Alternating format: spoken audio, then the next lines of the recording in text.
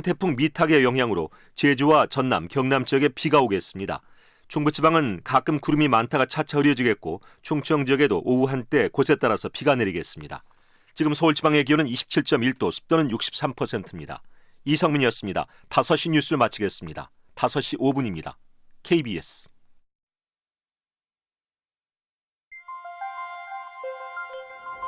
대한민국 중심 채널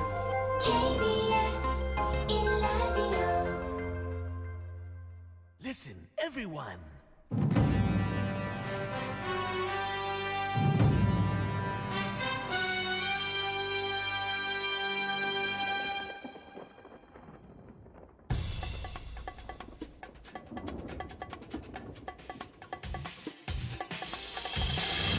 김용민 라이브.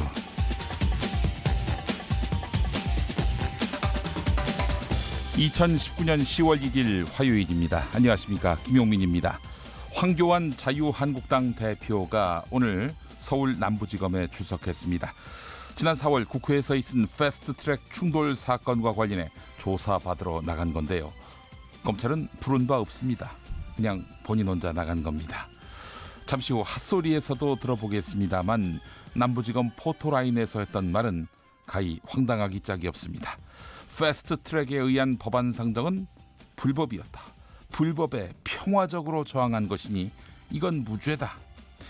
불법에 맞서서 평화적으로 저항했다고 했는데 국회의안과에 제출된 법안을 탈취하고 훼손하는 평화.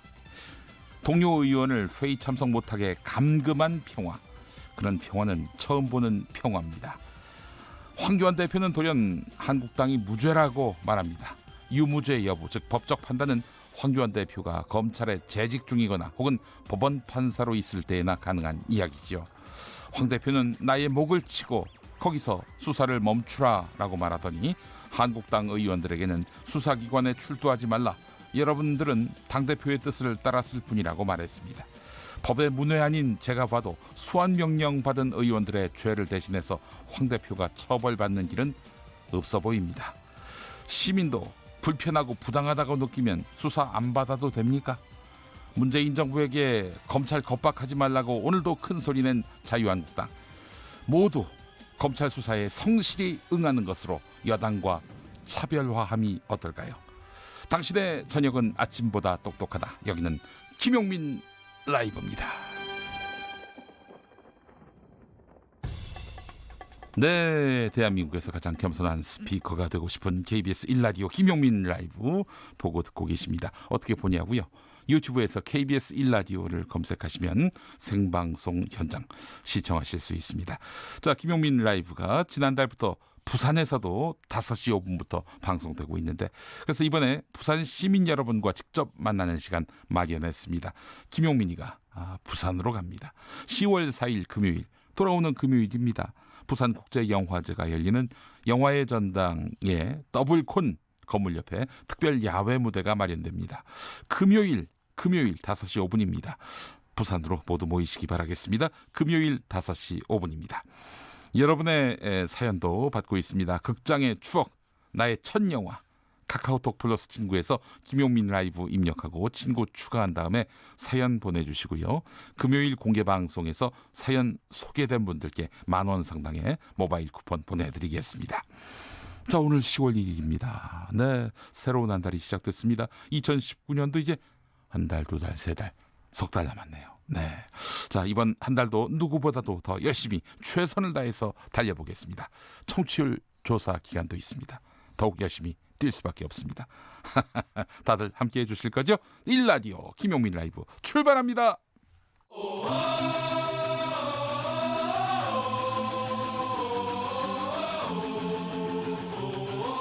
김용민 라이브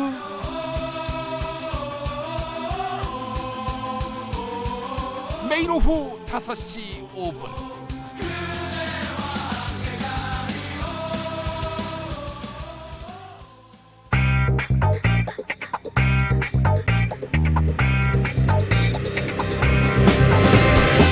오늘 타임라인을 수동은 말말말 김용민 라이브가 수집해서 들려드립니다. 소리로 듣는 그리고 세상을 읽는 뉴스 세상의 모든 핫뜨거운 목소리 그 말말말에 김용민 생각까지 더해서 리뷰하겠습니다. 지금부터 볼륨 업 귀 쫑긋 핫 소리. 오랜 기간 동안 검찰이 자행해온 수사관행 바로 피의사실 공표지요. 조국 법무부 장관 가족을 둘러싼 의혹에 대한 검찰 수사가 시작된 이후 피의사실 공표 논란이 뜨거워졌습니다. 문재인 대통령 역시 피의사실 공표 문제를 지적하면서 강도 높은 검찰 개혁을 압박하고 있는데요. 윤석열 검찰총장 오늘 오후 검찰 특수부를 세 곳 빼고 모두 폐지하겠다 이런 내용을 담은 검찰 개혁안을 발표했습니다.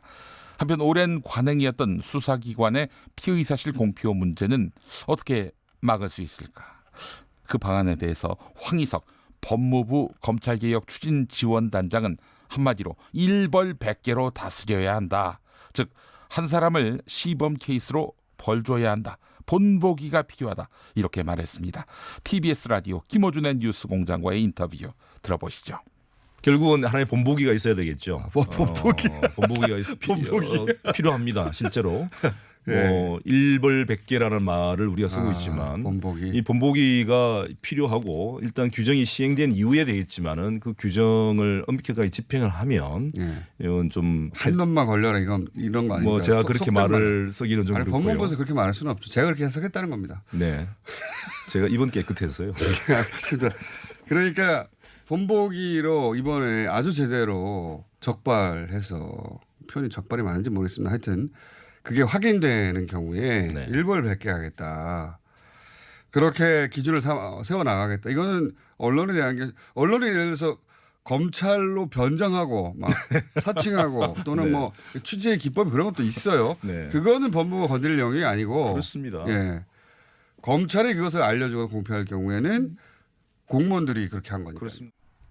조국 장관 일가에 대한 검찰 수사가 먼지털이식 수사냐 아니면 성역을 깬 원칙 수사냐 갑론을박이 치열한데요. 한편 조국 법무부 장관이 장관 후보자였던 당시 가족 의혹과 관련해서 검찰의 압수수색을 받았을 때 당시 법무부 장관이던 박상기 장관에게 보고하지 않은 점 이것에 대해서 전문가들은 어떻게 생각하고 있을까요?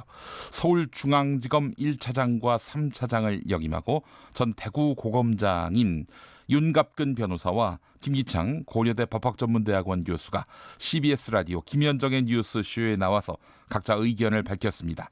윤갑근 변호사는 한마디로 검찰을 지휘하는 장관이 법무부 장관이다. 따라서 보고는 적절치 않다 이렇게 말했고 반면에 김기창 교수는 그 판단은 보고할지 말지 그 판단은 검찰총장이 하는 것이 아니다.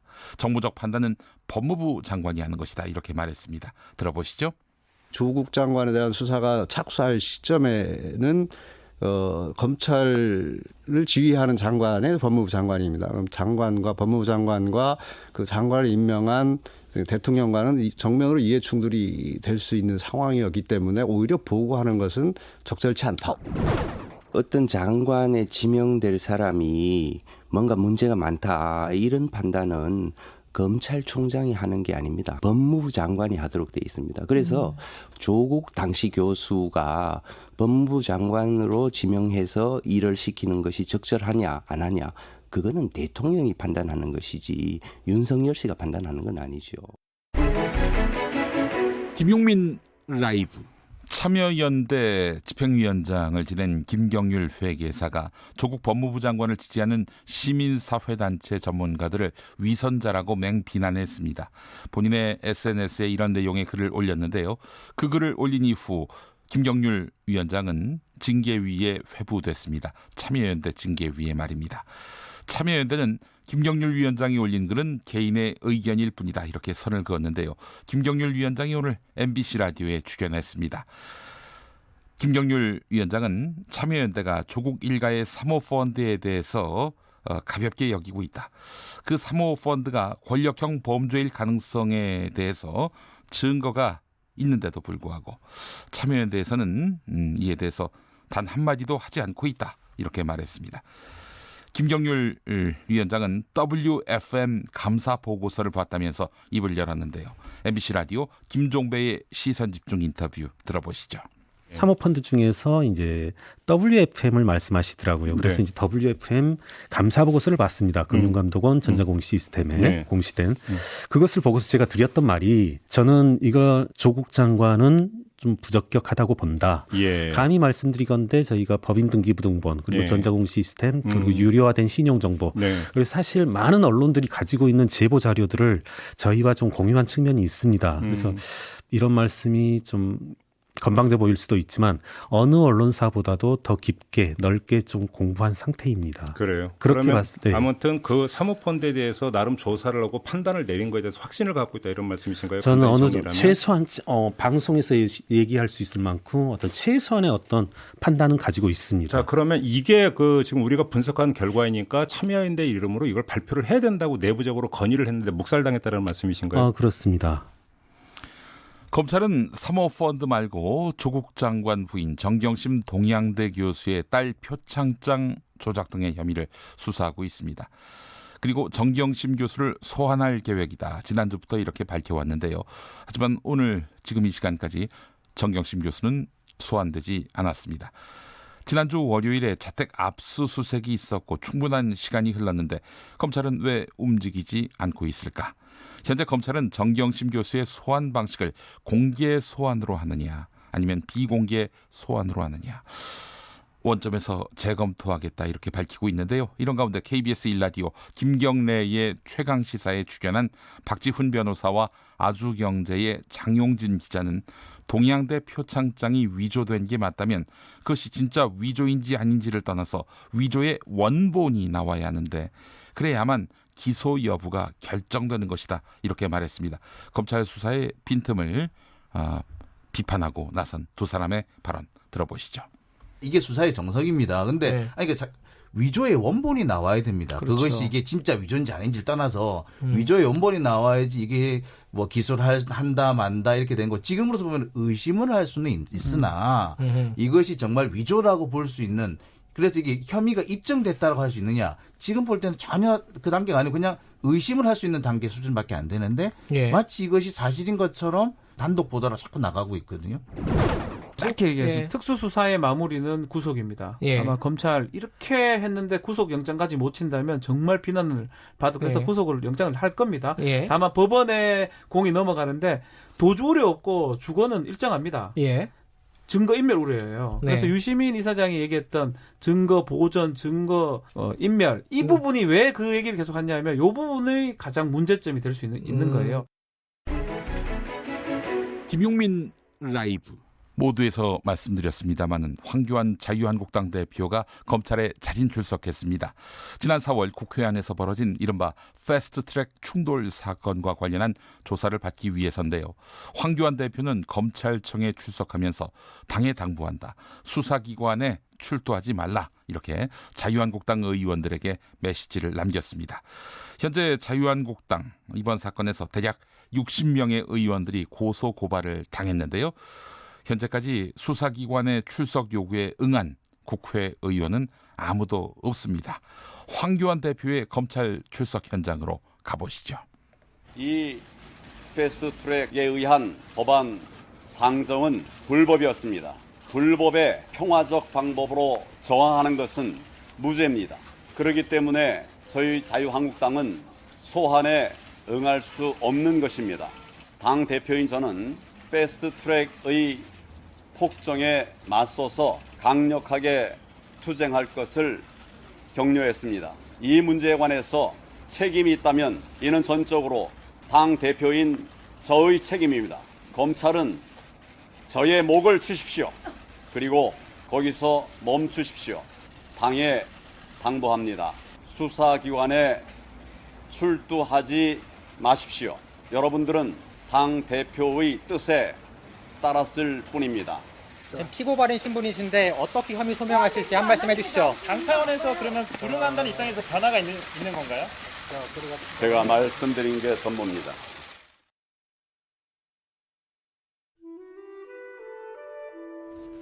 조수미의 나가거든.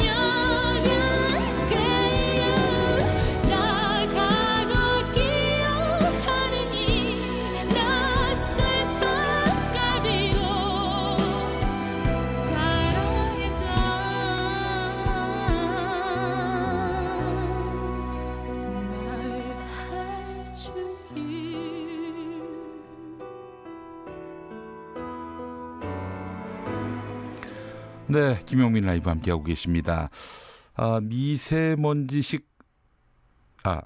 먼지털이식 수사는 아닙니다라고 K73921437 이 계정 쓰시는 분 말씀하셨습니다. 그래서 먼지 털기식 수사라고 해야 되나 생각을 했는데 그게 아니라 미세먼지 털이식 수사라고 해야 된다고. 아주 탈탈 털면 미세먼지까지 턴다 이런 얘기군요. 예, 아주 재밌는 표현 보내주셔서 감사합니다. 자, 여러분 문자 많이 보내주세요. 샵 9730 짧은 문자 50원, 긴 문자 100원, 콩은 무료입니다. 교통정보센터 다녀오겠습니다. 이승미 씨. 네, 이 시각 교통 상황입니다. 5시를 넘기면서 고속도로 통행량은 더 늘었고요. 여기에 사고나 고장난 차 여파까지 있습니다. 제2경인고속도로 성남 방향이고요. 남동나들목 부근에서 화물차와 승용차 간의 추돌 사고가 났습니다. 1차로가 차단되고 있고요. 문학에서 남동까지 4km간 정체입니다. 경부고속도로 서울 방향으로는 먼저 남사정류장 부근 5차로에 고장난 차량이 있어서 조심하셔야겠고요. 이후 기흥에서 수원까지 정체고 죽전휴게소 부근에서 사고 있었습니다. 처리 작업 끝났지만 신갈부터 7km로 여파는 길어졌고요. 더 가선 판교 부근과 달래내국에서 한남까지 밀립니다. 서울 외곽고속도로는 구리에서 판교 방향, 강일에서 서안암 부근까지 정체고요. 성남 부근에 고장난 차량이 있어서 밀리고 있습니다. 서양고속도로 서울 방향 서평택 분기점 부근에서 화성휴게소 사이 정체가 길고요. 이후로 서서울요금소에서 조남까지나 일찍에서 금천까지도 정체되고 있습니다. KBS 교통정보센터였습니다. 김용민 라이브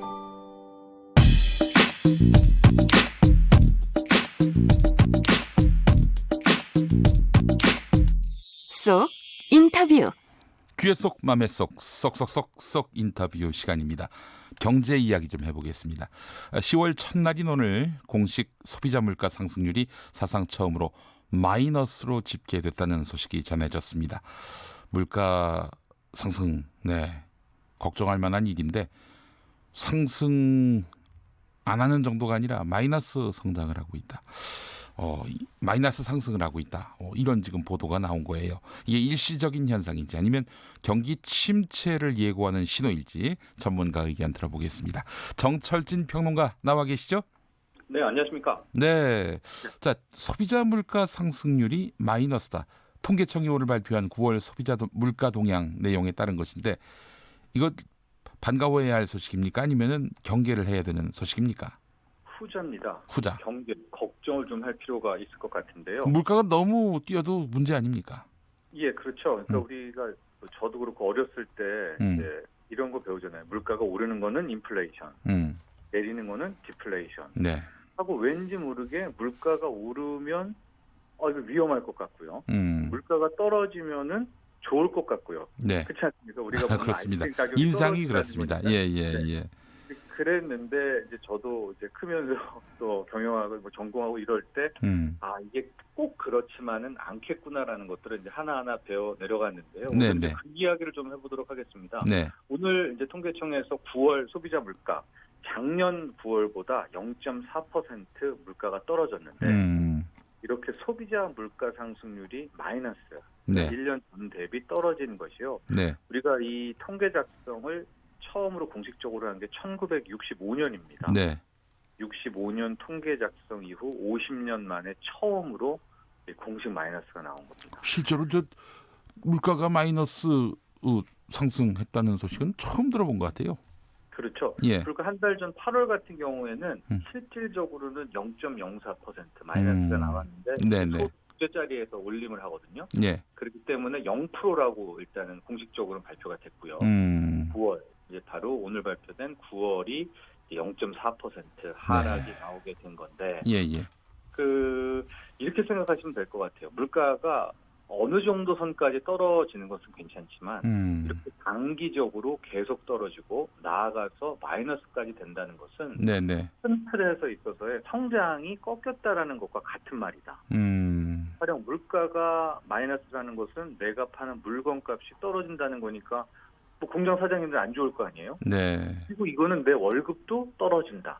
우리 전체 모든 경제가 마이너스가 된다라는 것과 비슷한 이미지를 갖고 있는 겁니다. 네. 그래서 실질적으로 가장 가장 경제에서 좋은 거는 완만한 인플레이션. 이게 가장 좋은 거예요. 네. 급격한 인플레도 우리 굉장히 고생 많이 했지만 그거 못지않게 나쁜 것이 바로 이 디플레이션이라는 마이너스 물가입니다. 알겠습니다. 우리 애청자 김성우 님이요. 뭔 소리요? 지금 시장에 가봐. 안 오른 것이 없어. 이렇게 보내셨어요. 문자를. 네. 그 이유도 있습니다. 이게 예. 이제 뭐 통계 물가는 잠깐 설명드리면 이제 가중치라는 거를 우리가 쓰거든요. 네네. 즉 우리 모든 소비자 물가를 다 하나하나 전수조사할 수는 없지 않습니까? 그러니까 한 200개에서 300개 품목을 정해놓고 그 품목의 가격을 쭉 매기는데 그것도 동일하게 주지 않고 이건 정말 많이 쓰니까 가중치를 높게 준단 말이죠. 근데 가중치를 많이 받는 것들이 뭐냐? 역시 석유류 제품들. 우리가 석유류. 그런 것들은 이제 가중치가 높다 이렇게 보시면 될 것 같고 상대적으로 방금 말씀하신 이 그런 뭐 우리가 접하는 뭐 이런 것들은 좀 적습니다. 그렇기 때문에 가중치가 작아요. 네. 그래서 상대적으로 우리 아까 우리 청취자분들이 전화 오신 것처럼 우리가 생활에서 체감하는 물가는 오히려 오르는 경우도 그런 이제 어떤 통계 함정들이 많이 나오기도 합니다. 자, 이런 마이너스 물가가 나타난 것에 대해서 정부는 이 상황을 어떻게 설명하고 있습니까? 일단은 작년 9월하고 5월, 9월 대비해서 석유류 제품 가격이 1년 새에 5.6%가 떨어졌다. 그러니까 작년에는 상대적으로 높았다는 것이죠. 네네. 그것이 올해 9월에는 떨어졌기 때문에 이게 전체 물가를 끄집어내렸다는 이야기가 있었고요. 네네. 작년 8월, 9월을 거슬러 올라가면은 이제 극심한 폭염 뭐 또 이런 것이 겹치면서 농산물, 축산물, 수산물, 채소류 어마어마하게 급등을 했었습니다. 네네. 그러니까 작년 9월에는 높았었죠. 그 가격들이. 근데 올 9월은 안정을 찾지 않았었습니까? 네. 그래서 이런 이미지, 작년 9월이 과도하게 높아서 이게 크게 떨어진 것처럼 보인 것이다. 그래서 물론 마이너스 0.3%에 이 마이너스 물가가 나오긴 했지만 이걸 디플레이션이라고는 볼 수 없다. 이렇게 얘기를 하고 있고요. 또 하나 지금 통계 당국에서 얘기하는 것은 건강보험들 이제 보장성이 강화가 되면서 실질적으로 뭐 의료비 같은 것들이 좀 떨어지는 그런 효과도 있었고 고교 무상 교육 확대에 대한 기대감 뭐 이런 것들이 9월에는 복합적으로 작용했다라고 얘기는 하고는 있습니다. 네, 이런 정부의 그 물가 상승률 하락 원인 진단에 대해서 우리 정철진 평론가께서는 동의하십니까? 물론 그런 이유도 있지만 저는 실질적으로 이 디플레의 조짐은 있다라는 쪽입니다. 왜냐하면 분명히 뭐 작년 대비해서 농산물 가격, 뭐 축산물 가격 크게 떨어진 것도 맞고 석유류 제품 가격 하락한 것도 맞지만 제가 봤을 때는 지금 전반적으로 이 디플레 조짐들, 큰 틀에서의 뭐 땡처리들도 많이 나오고 있고요. 이제 우리가 거리를 걷어보면 아주 쉬운 표현들입니다. 게다가 수요 감소의 조짐들이 많이 보이고 있거든요. 그래서 저는 이렇게 디플레가 아니다 단언하기보다는 10월 정도면은 실질적으로 좀 공정한 판결이 좀 나올 것 같아요. 그러니까 10월에 어느 정도 물가의 방향성이 나오는지를 보면 우리가 이거에 대한 정말 정부 당국에서 말하는 것이 맞는지 아니면은 민간 경제연구소에서 얘기하는 디플레 초입 국면일 수 있다는 것이 맞는지 확인이 될 텐데요. 한 가지 말씀드리면은 이 디플레이션은 빠져들면 해법을 써도 소용이 없거든요. 빠져들기 직전에 건져 올려야 가장 이 정책 효과가 베스트로 나온다 이렇게 생각하시면은 되겠고요. 이 대표적으로 이 디플레이션이 나온 게 일본을 생각하시면 됩니다. 일본 같은 경우에는 이런 거예요. 돈을 막 계속 풀죠, 정부에서. 그래도 그 일본 국민들이 앞으로 물건 가격은 더 떨어질 거야. 그러면은 어떻게 하겠습니까? 자동차를 딱 사려고 하다가도 다음 달에 더 떨어질 거야 하면 안 사죠. 하고 뭘 하려고 해도 그 가격이 석 달 후, 6개월 후에 계속 떨어진다고 생각해 보십시오. 다 안 사고 뭐만 주고 있습니까? 현금만 다 쥐고 있는 거거든요. 그러니까 돈은 계속 풀어도 소비로 이어지지 않고 이제 돈을 갖고 있는 이걸 이제 유동성의 함정이다. 이런 얘기 표현도 하게 되는데 그 국면으로 가게 되면 그거를 깨기가 정말로 힘듭니다. 일본은 벌써 30년째 못 깨고 있는 거 아닙니까? 그래서 제 생각에는 10월까지도 한번 봐서도 이런 진짜 저물가 국면이 나온다면 이제는 당국도 이 디플레에 대해서 어느 정도 좀 뭐 용인을 하고 여기에 대한 대처가 필요하지 않을까 보여집니다. 해법이 뭐가 있을까요? 일단은 이 소비 심리를 일단 깨야 돼요. 그러니까 돈을 뭐 재정 정책, 확정 정책으로 해서 유동성을 푸는 것도 마찬가지만, 아니다. 우리는 이제 성장할 수 있다는 좀 자신감, 소비에 대한 소비 심리를 좀 자극하는 그런 효과들이 있어야 되거든요. 그러니까 네네. 그게 굉장히 힘들죠. 네. 우리 경제 주체가 내가 이제 돈 좀 써도 되겠구만. 혹은 기업들도 뭐 투자도 해도 되겠구만. 뭐 고용도 더 해도 되겠구만. 그런 것들을 주기가 상당히 어려운 그런 국면이 있습니다. 그러나 네. 그런 식으로 먼저 하나의 고리를 끊어야 디플레를 깨는 첫 걸음이 될 수가 있겠죠. 예. K74386645 계정 쓰시는 분이요.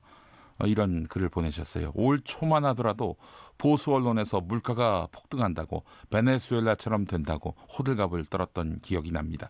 실제로 그랬습니까? 일단 물가는 지금 계속해서 떨어지고 있고요. 네. 지금 거의 4년 내 1%대 물가가 계속 나오고 있는 이제 그런 국면이거든요. 네, 보수 언론이 물가가 폭등한다고 얘기했나요 그때? 저도 지금 정확한 기억이 없는데, 예. 아마 우리 청취자분이 보낸 건 어떤 기사를 보고 그렇게 얘기했을 텐데, 예. 제 느낌에는 지금 우리에서 물가 폭등에 대한 두려움보다는요, 걱정보다는 이 물가가 계속 떨어지는 이게 경제 활력을 잃어버리는 경기 침체 국면이거든요. 그것도 훨씬 더 경계해야 될 대목입니다. 알겠습니다. 자, 어떻게 그러면은 해법까지 제시를 해주셨는데 지금 전 세계적인 현상이란 말이죠. 그렇지 않습니까? 지금? 맞습니다. 이게 이제 우리만의 문제가 아니라 유럽은 이미 제로 금리에 이어서 마이너스 금리라고 하죠. 마이너스 금리까지. 소비자들에게 마이너스를 주는 건 아니고 시중은행이 중앙은행한테 돈을 예치할 때 중앙은행이 나한테 맡기지 마라. 돈 오히려 대출해주거나 막 써라. 왜냐면 돈이 안 도니까요. 돈은 많은데. 그래서 시중은행이 중앙은행한테 돈을 맡기려고 하면 오히려 이 수수료를 받습니다. 그럴 바에야 이제 시중은행들한테는 뭐 대출을 더 해줘라. 뭐 이렇게 지금 하고 있는데도 은행들은 오히려 더 갖다 맡기고 있는지 이런 국면으로 그만큼 완전히 심리가 깨진 것이고요. 미국 같은 경우에서도 그나마 전 세계 중에 미국이 낫다라고 하는데도 지금 금리를 못 올리잖아요. 올리기는커녕 계속 인하를 하고 있다라는 것은 미국 경제도 이게 자신감 없다는 거예요. 왜냐하면 정말 트럼프 경제가 잘 나간다라고 하면 금리 올려야죠. 근데 트럼프 대통령은 나 때문에 경제 좋아졌다라고 하고 이 연준한테는 금리를 또 내리라고 한단 말입니다. 이거는 진짜 앞뒤가 안 맞는 행동이에요. 그럼 뭐 서슴없이 하게 되는데 전 세계적인 현상은 맞습니다. 예, 알겠습니다. 이런 상황이 계속 장기화된다면은 당연히 우리 경제에 악영향을 미칠 가능성이 있을 것 같은데 어떤 상황이 예견될 수 있을까요? 그렇죠. 이제 그래서 뭐 재정 확대를 해야 된다. 이 얘기들이 많이 나오는데 그러니까 정부가 재정을 많이 풀어야 한다는 말 아닙니까? 많이 풀어야 되는 건데 두 번째가 있습니다. 많이 푸는 것도 푸는 거지만 그 돈이 좀 적확하게 가야 돼요. 적확하게. 하고 요번만큼은 단기적으로는 문재인 정부가 인위적인 성장을 안 하겠다라고 그런 큰 목표를 세우고는 있지만 일단은 좀 단기적으로는 좀 으쌰으쌰 하는 쪽에 재정 투입을 좀 할 필요가 있다고 저는 보거든요. 왜냐면 이게 심리가 한번 깨지면은 앞서도 말했지만은 디플레 초기에 발만 담궜을 때 건져내야지 이게 이 두 발까지 다 담궈 버릴 때는 정말 끄집어내기가 힘듭니다. 그래서 일단 첫 번째는 정말 재정 확대에 대해서 해야 되고 두 번째는 그 재정을 똑똑하게 써야 된다. 하고 그게 아마 제 느낌에는 우리 공무원들 있지 않습니까? 가령 기획재정부 공무원들이 어떻게 하면 소비 자극하고 성장 자극해야 된다는 노하우가 있을 겁니다. 그래서 한번 맡겨서 한번 해보면 저는 괜찮을 것 같거든요. 그런 식으로 좀 똑똑하게 큰 재정을 쓰는 것이 필요합니다. 전대미문의 상황이네요, 지금이. 맞습니다. 평론가님, 딱 하나만 더 여쭤볼게요. 오늘 부동산 대책이 나왔지 않습니까? 최근에 부동산 과열 조짐과 관련해서 부동산 시장 점검 결과와 보완 방안을 발표했는데 그 분양가 상한제 조건부를 이제 제외한다. 그래서 전세 대출 규제를 더욱 강화하겠다. 이게 정부 방안인 것 같은데 어떻게 평가하세요? 좀 아쉬웠습니다. 이게 왜 아쉽냐면요. 재건축 관리 처분 인가를 받은 단지는 당초에 이 2달 전인가요? 이제 분양가 상한제 나왔을 때는 무슨 소리냐. 이 관리처분인가 받은 곳도 분양가 상한제를 하겠다라고 굉장히 강경하게 막 나왔었단 말이죠. 예. 그래서 이제 당분간 재건축 사업 다 끝났다 막 이렇게 되니까 최근 한 달 반 사이에 어떤 일이 일어나느냐. 네. 신축 아파트라고 하죠. 강남에 지은 지 한 2년 안짝되는 아파트들이 대폭등을 합니다. 네. 상당 1억이 나오게 되는 거거든요.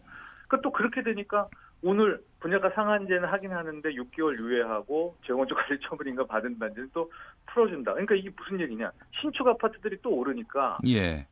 또 무서우니까 이제 그 관리 처분인가 받은 데는 또 재건축 사업하니까 돈들 보고 신축 아파트 사지 말고 앞으로 저기 재건축하는 저 아파트를 사니까 굉장히 미봉책으로 이 큰 흐름을 못 보고 자꾸만 강경하게 나왔다가 시장이 역반응하면 뒤로 주춤하고 이렇게 돼버리면은요 이 시장과 기싸움이거든요. 네. 부동산 시장, 부동산에 들어가는 자금들이 앞으로 정부를 더 우습게 볼 가능성이 있습니다. 그래서 애당초 분양가 상한제를 했을 때 정부에서 기재부와 국토부가 원보이스를 내고 진짜 어느 정도로 강경하게 할 것인가에 대한 준비를 한 다음에 빵 터트려야 될 텐데 왜 이렇게 한 달간 전 2달 전에 성급하게 했다가 또 기재부는 안 한다고 했다가 또 오늘 나왔을 때는 또 6개월 유예한다고 했다가 이런 점들은 좀 아쉬운 대목이 있었어요. 그러니까 한마디로 얘기해서 정책 당국이 시장의 신뢰 또는 위험을 잃었다 이렇게 보시는 거네요.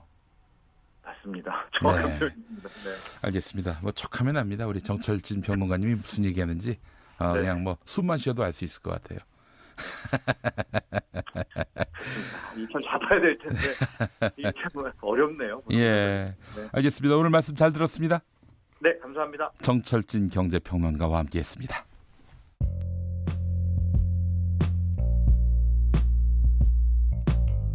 당신의 저녁은 아침보다 똑똑하다.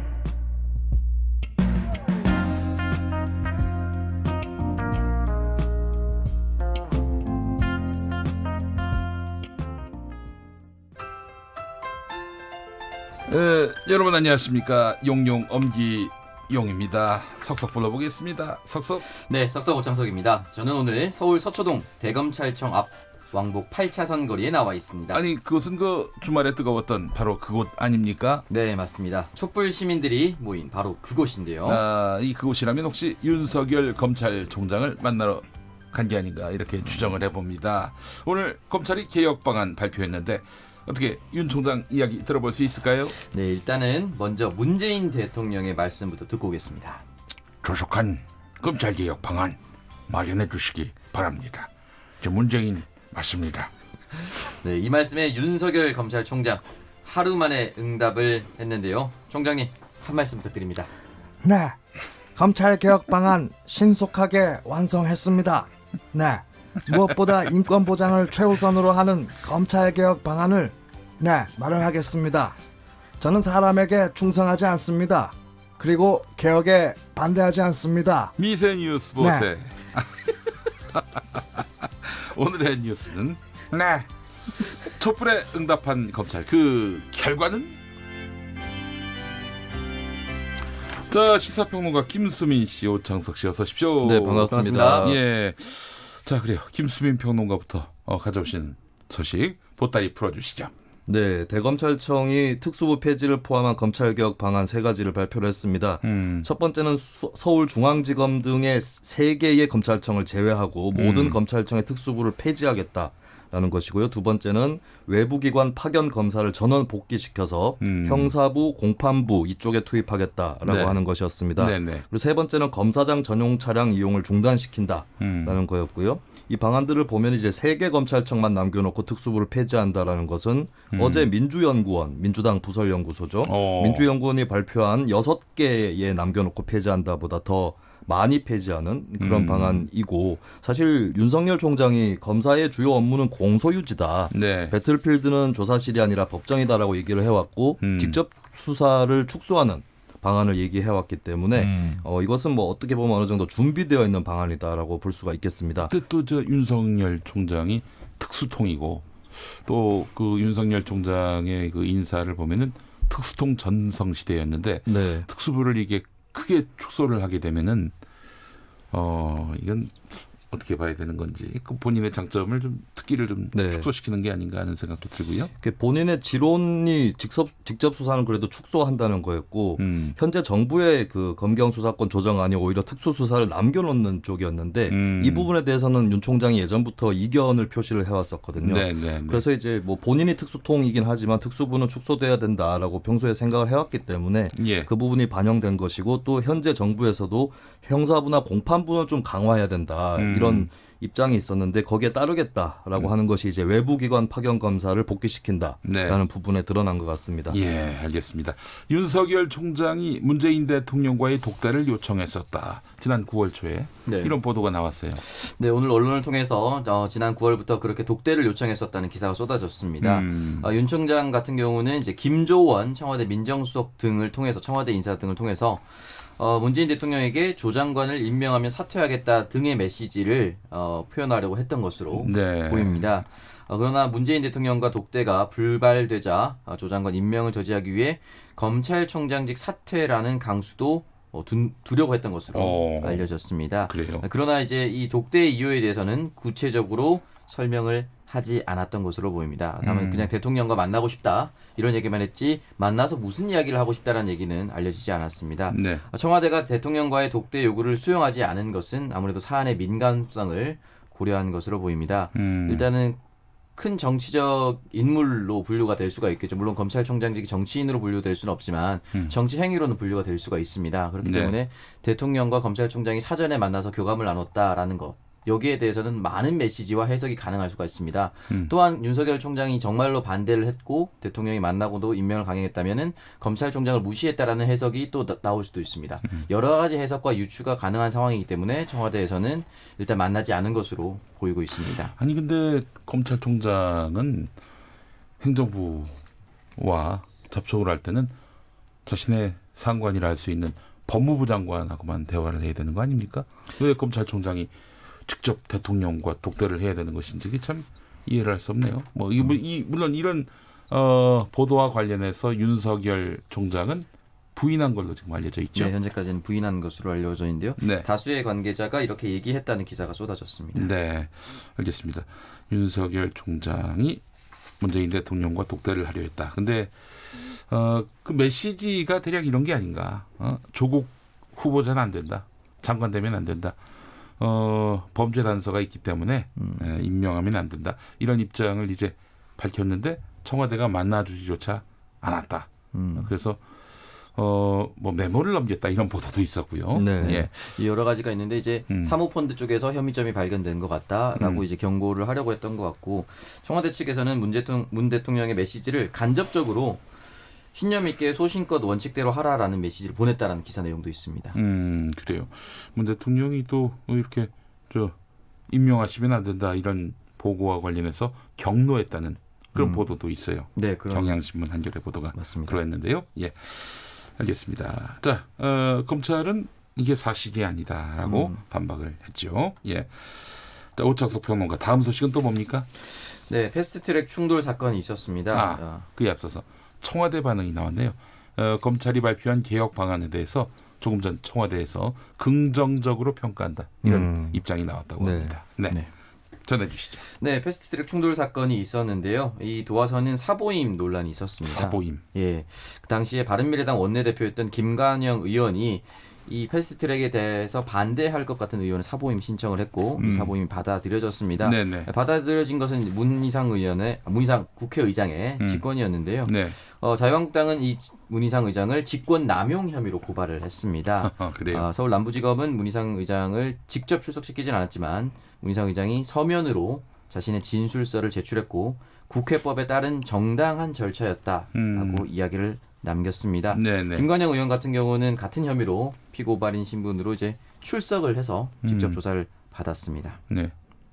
그리고 한국당 소속 피고발인 20명에게도 출석을 요구할 것으로 검찰이 알렸는데요. 하지만 한국당은 이번에도 불출석을 당론으로 채택했다고 합니다. 알겠습니다. 자, 자유한국당 황교안 대표가 오늘 검찰에 출석했어요.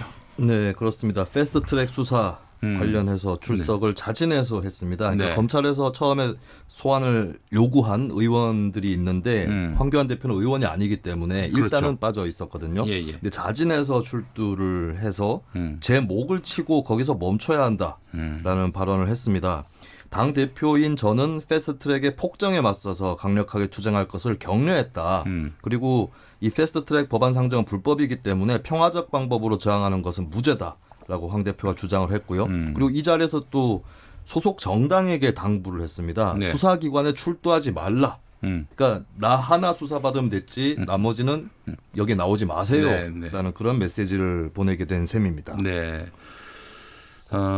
근데 패스트트랙 저지하라고 독려했다. 네. 독려했다는 이유로 처벌될 일은 없잖아요. 그거는 글쎄요, 좀 법리를 좀 더 봐야 될 것 같습니다. 아니, 그러니까 직접적으로 손을 안 댔다고 해서 여기서 자유로울 수 있을 것이냐. 이것은 좀 상식적으로는 납득이 안 가는 부분이 될 수 있을 것 같은데요. 네, 네. 근데 뭐 예를 들어서 이제 의원들한테 공천권을 막 순해지고 네. 안 나가면은 가만 안 두겠다. 이러면 또 어떻게 얘기가 될 수 있겠지만 그런 것도 아니었잖아요. 네. 그래서 이제 뭐 본인이 다 책임을 또 안겠다. 이런다고 또 안겨지는 것도 아니고 말이죠. 뭐 이건 뭐 일종의 레토릭, 수사가 아니겠는가 하는 생각이 드는데. 그렇습니다. 하여튼 좀 너무 좀 오래된 방법인 것 같아서. 네. 예전에 그 기억나십니까? 2002년에 대선 당시 이른바 차떼기 논란이 있었고 그 이듬해 2003년에 이제 수사가 이루어지기 네. 시작했는데 그때 이제 한나라당 총재를 지냈고 대선 후보를 지냈던 이회창 전 총재가 네. 돌연 검찰에 나갑니다. 아, 예. 이 모든 그 차떼기 관련해서는 제가 다 책임을 지겠습니다. 웃으시지는 않았던 것 같은데. 웃진 않았어요. 그것도 국민을 매기는 느낌이에요.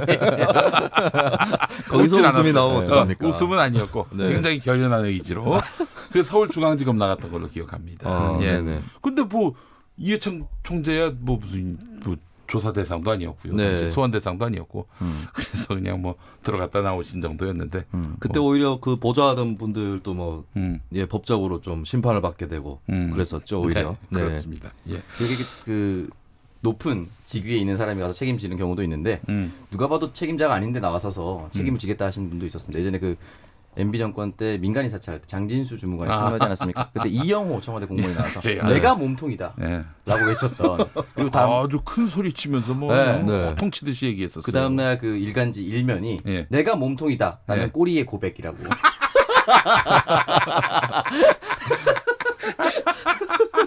그래, 내가 몸통이라고 말하는 꼬리의 고백. 예, 네. 알겠습니다. 꼬리를 무시하면 안 됩니다. 꼬리가 굉장히 활발하게 움직이지 않습니까? 그렇죠. 네. 예전에 그 YS 비서하셨던 홍인길 청와대에서 요직을 맡으셨어요. 네. 그분은 자신은 몸통이 아니다. 깃털일 뿐이다.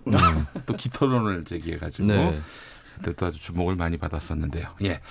자, 오평론가 다음 소식 뭡니까? 네, 홍정욱 전 한나라당 의원의 딸이 미국에서 변종 대마를 밀반입하려다 공항에서 적발됐습니다. 네. 근데 이 상황과 연관돼서 지난번에 이재현 CJ 그룹 회장 장남 이선호 씨가 똑같이 인천국제공항에서 적발됐는데요. 네. 그때와 지금의 검찰 대응이 완전히 달랐다라고 합니다. 일단 작년 홍모양부터 얘기를 해보면은 네네. 하와이에서 여객기를 타고 인천공항으로 입국을 했다고 합니다. 엑스레이 검사에서 액상 대마 카트리지 등 변종 대마를 여행용 가방에 숨겼고 혀에 붙이는 종이 형태의 마약인 LSD도 함께 밀반입하려고 했다라고 알려졌습니다. 네네. 이 LSD 같은 경우는 중독성이 강해서 미국에서도 1급 지정 약물로 규정되어 있습니다. 네, 그래서 검찰이 인계받고서 긴급 체포했습니다. 그리고 네. 구속영장까지 청구를 했지만 법원이 이를 기각했다고 합니다. 근데 장남 이선호 회장 같은 경우는 이선호 씨 같은 경우는 좀 달랐는데요. 캔디 젤리형 대마 180여 개를 밀수입한 혐의였는데 그 당시는 인계받고도 검찰이 긴급 체포도 하지 않고 하루 만에 입건한 뒤에 그냥 곧바로 귀가 조치를 했다라고 합니다. 아니 저기 아버지가 그 유력한 분이 아니면은 유력한 분이 아니어도 이렇게 처분되나요? 어떻습니까? 그래서 이제 그 당시 이제 대기업 후계자를 봐준 것이 아니냐라고 지금 이제 논란이 되고 있습니다. 네. 직접 바로 후계자이기 때문에 더 봐준 것이다라고 비난을 받고 있고 SK그룹 3세 최모 씨와 현대가 3세 정모 씨는 혐의를 인정했는데도 구속된 바가 있습니다. 네. 이천호 씨와는 역시나 또 다른 부분이 있습니다. 예, 알겠습니다. 서민들은 또 의아해요. 항상 이런 보도 볼 때마다. 네. 아니 마약 범죄가 매우 심각한 범죄인데 네. 이렇게 이분들은 뭐 체포조차도 구속조차도 되지 않나 그런 생각이 들고 말이죠. 예. 자, 김수민 평론가 다음 소식 뭡니까? 네, 2016년 4월 중국에 있는 북한 류경 식당에서 종업원 그래요. 집단 탈북 사건이 있었습니다. 기억납니다. 총선 며칠 앞두고. 그렇습니다. 예. 이 사건에 대해서 국제조사단의 조사가 이루어졌는데요. 네네. 국제민주법률가협회 그리고 아시아태평양 법률가 연맹 이쪽에서 국제진상조사단을 결성을 해서 최종 조사 결과 보고서를 냈습니다. 보고서의 결론은 한국 정부는 납치라고 규정을 했고요. 납치를 했다는 거예요? 네. 그분들이 자발적으로 탈북했다. 당시 발표가 그러했는데. 네, 납치된 것으로 규정을 했고 12명의 젊은 여성을 가족과 재결합하고 신속히 북한으로 송환하기 위한 즉각적인 조치를 해야 한다라는 것이 보고서 결론이었습니다.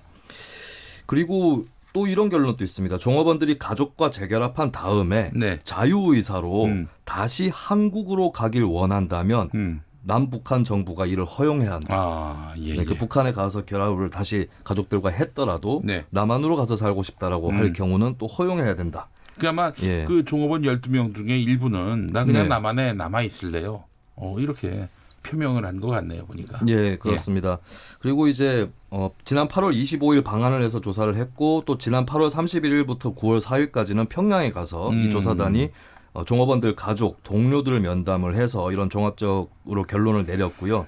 근데 이 조사단은 사실 비정부 기구, NGO입니다. 그래서 통일부 당국에서는 이 보고서에 대해서 일일이 우리가 평가할 필요는 없을 것 같다. 그리고 유엔 인권이사회가 종료가 됐기 때문에 나중에 개최가 되면은 이 NGO가 참석해서 필요한 발언을 할 수는 있겠다 정도로 입장을 냈습니다. 이렇게 넘길 문제인가 싶네요. 그분들의 정확한 의사를 우리 정부는 파악하고 있는지 어떻게 우리 정부는 또 얼마 전에 이분들이 자발적으로 탈북한 것이다라고 얘기를 했어요. 문재인 정부 들어서. 근데 국제조사단에 따르면은 그렇지 않은 종업원들 자신이 탈북한 게 아니라 납치당했다라고 주장하는 사람이 있다면은 얘기가 다르죠. 네, 그렇습니다. 예. 알겠습니다. 아니 이게 만약에 납치된 게 맞다면 국가정보원이 납치한 거예요. 응? 네. 야, 이거 사람 납치는 김대중 전 대통령 납치 이후로 처음 있는 일 아닌가요? 뭐 그 뒤로 또 할 수 없는 일들이 많이 있을 수 있어도. 아니 국가가 사람을 납치한다. 이거는 참 상식 밖의 일인데 이 문제를 좀 가벼이 여기진 않았으면 좋겠다는 생각이 듭니다. 예, 다음 소식 전해주시죠.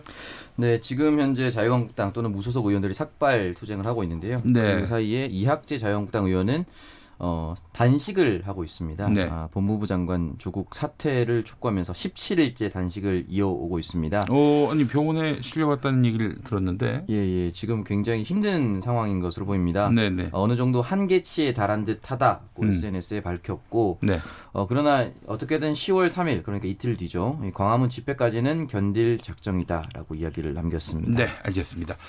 자, 김수민 평론가 6시 뉴스 뭐가 나올 것 같아요? 첫 뉴스. 네, 오늘 발표된 부동산 대책이 있는데 분양가 상한제 적용 완화라든지 전세 대출 규제는 강화한다.